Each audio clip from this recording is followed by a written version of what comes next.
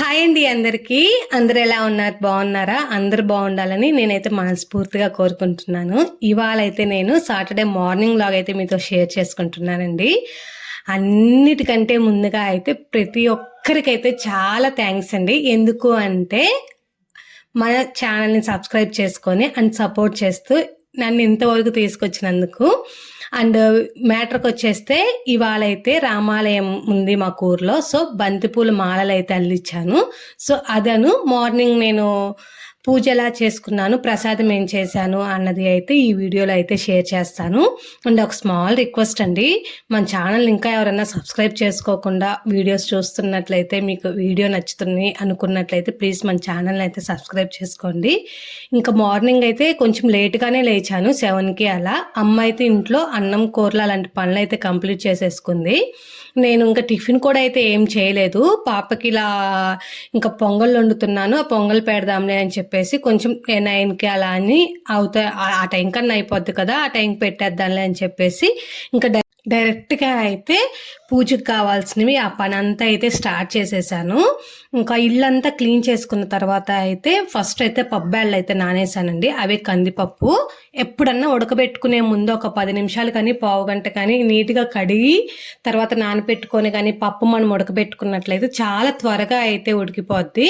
ఇంకా పప్పుబేళ్ళు నానబెట్టేసిన తర్వాత ఇంకా స్నానమై చేసి ఫ్రెష్ అయిపోయి వచ్చిన తర్వాత అయితే పొంగలికి అని బియ్యం అయితే కడిగేసి పెట్టుకుంటున్నాను. మాకు ఇంట్లో పప్పు ఎంత తక్కువ చేసినా అదేంటో మరి అది పప్పు మిగిలిపోవాల్సిందే, ఎవరు తినరు. లోహిత కోసం అచ్చం చేస్తాము. అండ్ పొంగల్ అన్నం కూడా ఎక్కువ స్వీట్ ఎవరు తినరండి. సో కొంచెమే అయితే చేశాను, దేవుడికి ప్రసాదంగా చేశాను. అండ్ లోహిత కొంచెం పెడదామని చేశాను అంతే. పొంగలికి కూడా అయితే అచ్చం బియ్యం కాకుండా కొంచెం పెసరపప్పు అయితే వేసానండి. అవి కూడా క్లీన్ చేసుకొని వాటిల్లోనే పాలు అయితే పోసేసుకొని స్టవ్ మీద పెట్టేసుకున్నాను. అవి అయితే శుభ్రంగా పొంగు అయితే వచ్చేసాయి. పొంగు రాగానే అయితే పూలకైతే వెళ్ళాము. పూలు కోసుకొని వచ్చి ఇంకా దాంట్లోనే కొంచెం బెల్లం తురిమేసుకొని, బెల్లము అండ్ కొంచెం అయితే ఉప్పు కూడా వేసుకుంటే మనకి ఇరిగిపోదండి. ఫస్టే మనము ఉప్పు వేసుకొని పాలల్లో బియ్యం వేసుకొని స్టవ్ మీద పెట్టుకున్నాము అంటే పొంగొచ్చే స్టేజ్కి అయితే పొంగల్ అన్నం అంతా ఇరిగిపోయి పాలు బాగోదు చూడ్డానికి. ఇలా అయితే పొంగల్ అన్నం లాస్ట్లో ఒక యాలక్కాయ వేసేసి ఇంకా స్టవ్ వేసుకొని అప్పుడే ఫ్రెష్గా అమ్మ మార్నింగే నెయ్యి అయితే పట్టింది, అదైతే వేసేసి ఇంక స్వామికి కూడా అయితే ప్రసాదంగా పెట్టేసి పూజ అయితే స్టార్ట్ చేసేసుకున్నాము. చాలా చక్కగా అయితే జరిగింది. లోహిత పాప బాగా కోఆపరేట్ చేసింది. ఏమీ లేదు, తనకి నేను చేసే పని అంతా తనతో చేపించాము అంటే చాలా సంతోషంగా అయితే పూజ అయితే చేయనిచ్చిద్ది. లేదు కడ్డీ అలాంటివి ఏమన్నా ఇవ్వకుండా ఉన్నాము అంటే మొత్తం గత్తర్ చేసిద్దండి. పూజలు బాగానే చేసిద్ది అనుకుంటున్నాను. పిల్లలు మ్యాక్సిమం పెద్దవాళ్ళు చేస్తుంటారు, చేయడానికి ఇష్టపడుతుంటారు కదా. అండ్ మార్నింగ్ టైం మనకి మూడు ఏదన్నా బాగలేదన్నా కొంచెం బిజీగా ఉంది అనిపించిన నేనైతే ఫస్ట్ చేసే పని ఫ్రెష్ అయిపోయి ముందు దీపం అయితే పెట్టుకుంటానండి. చాలా ప్రశాంతంగా ఉంటుంది. మార్నింగ్ టైం మన మైండ్ ఎలా ఉంటుందో evening day of end of time కల్లా కూడా అట్లనే ఉంచుకోవడానికి ట్రై చేస్తాను. సో ఎర్లీగా లేచినప్పుడు మైండ్ అంతా ఫ్రెష్గా ఉంచుకుంటాను. నైట్ వరకు అదే కంటిన్యూ చేస్తాను. మార్నింగ్ ఏదన్నా తలపోటుగా అలా బిజీగా డే స్టార్ట్ అయింది అంటే నా డే అంతా అలానే అనిపిస్తుందండి. సో మ్యాక్సిమం అదైతే అవాయిడ్ చేసుకుంటాను. లోహిత అయితే పూజ అయితే కంప్లీట్ చేసి దండాలు కూడా అయితే పెట్టేసింది. ప్రసాదం రెండు అట్టుపండ్ల కింద అయితే పొంగల్ అన్నము, అంటుపళ్ళు అయితే ప్రసాదం కింద పెట్టేశాను. ఇంకా లోహితకు కూడా అయితే మొత్తం 9 కల్లా కంప్లీట్ అయిపోయిందండి పని అంతా. పాపకు కూడా అయితే ఇంకా పొంగల్ అన్నం అయితే పెట్టేసి తనని నిద్రపుచ్చేద్దామని చెప్పేసి ఒక 11:30 వరకు ఆడిపించేశాను.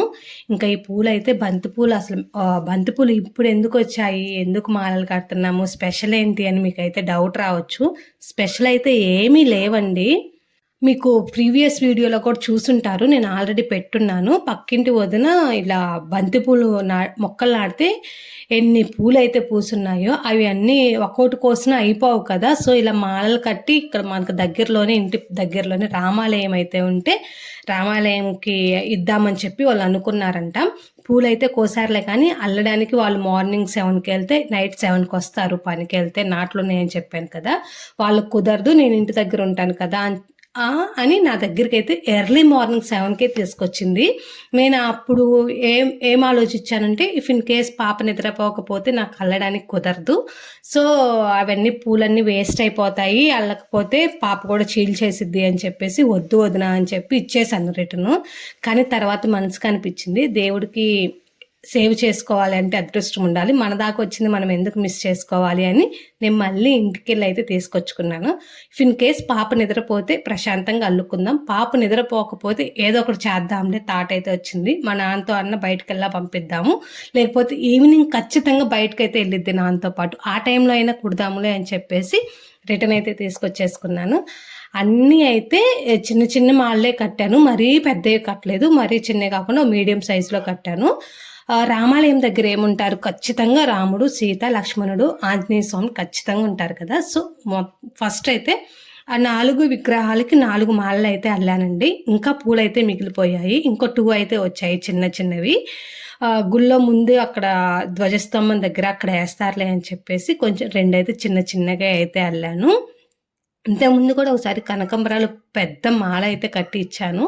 ఇప్పుడైతే ఇలా బంతిపూలు అయితే అల్లిచ్చాను. చాలా హ్యాపీగా అనిపించిందండి. అండ్ ఇంకా నేను వెళ్ళి ఇచ్చేసి ఇక్కడ ఫొటోస్ కూడా తీసుకొని వద్దాంలే రామాలయం దగ్గర అనుకున్నాను. కాకపోతే అయ్యగారు చాలా ఎర్లీగా వచ్చారు, 6:37 కల్లా వచ్చారు. అప్పటికి అయితే నేను ఇంకా ఫ్రెష్ అవ్వలేదు. సో ఎందుకులే లోపలికి వెళ్ళడంలే అని చెప్పేసి అక్కడ ఒక ఆయతను ఉంటే ఆయనకైతే ఇచ్చేసి ఇంటికైతే రిటర్న్ అయిపోయాను. మొత్తం అయితే 6 మాలలు అయితే అయ్యాయండి. అల్లడం ఈజీ అని అనుకుంటాం, కానీ బంతిపూలు అంత ఈజీ అయితే కాదు. కొన్ని పూలైతే త్వరగా సూదితో కుచ్చుకుంటున్నాయి, కొన్ని అయితే చేతికి దిగబడిపోతున్నాయి టైట్ ఉండి. సో మెల్లమెల్లగా 1 అవర్ పట్టింది ఎగ్జాక్ట్గా పూలన్నీ అల్లేప్పటికి. నాకు అనిపించింది లోహితన్ రామయ్య ప్రశాంతంగా నిద్రపుచ్చినట్లున్నాడు, పూలన్నీ కంప్లీట్గా అల్లేయడానికి అనిపించింది. సో ఇవాళ పనంతా కంప్లీట్ అయితే చేసేసుకున్నామండి. ఇంకా సాటర్డే అయితే అలా ఎండ్ అయిపోయింది నాకైతే. ఇంకా ఈ వీడియో అయితే ఇంతటితో అయితే ఎండ్ చేస్తున్నానండి. ఇంకా సరే మరి ఉంటాను.